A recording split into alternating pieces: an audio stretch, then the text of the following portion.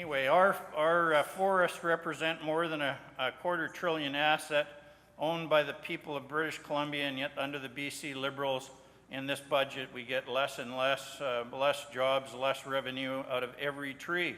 And when you look at Quebec gets 3 times the number of jobs out of every tree. Ontario gets 4 times the jobs out of every tree. And those are the facts.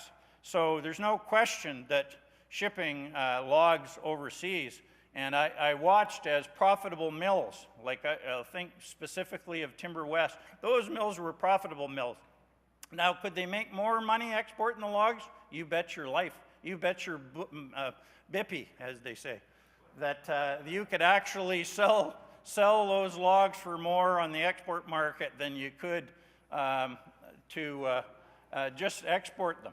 But how do you think it felt for those guys to go stand down at the end of the wharf and watch their jobs going overseas?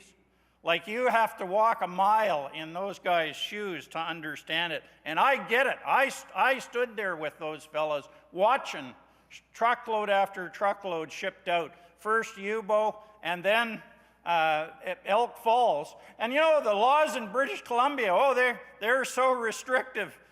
Some people on the other side of the log export argument, oh, they're so restrictive, it's just terrible that they have to put their logs up on the export market thing. Well, you know, if you shut down enough mills, there's going to be nobody left to argue that the logs should stay here in British Columbia. And that's what this government has done, is stand by while 206 forestry mills have closed, and now, oh yeah, they're surplus to our needs.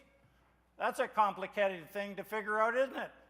I'm not the best mathematician in the world, but I got that one figured out, that if you shut down enough mills, boy, those logs are surplus to your needs, no question about it. And community after community now has to stand at the dock and watch their logs and their jobs exported overseas.